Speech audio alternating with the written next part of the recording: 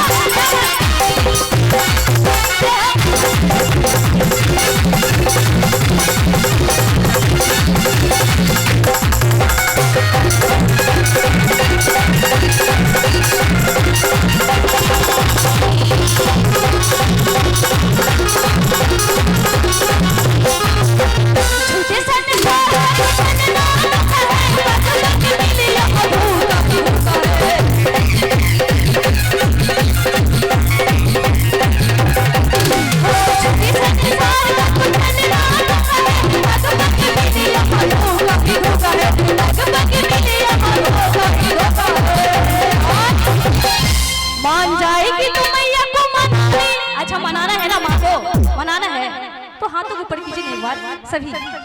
अगर माँ से प्यार है तो भी हाथों उठाइए, नहीं है तो नहीं उठाइए। भैया आप लोग भी हाथ उठाइए। बोलते सच्चे दरबार की हो मान जाएगी तो मैया को मना ले, हो मान जाएगी तो मैया को मना ले,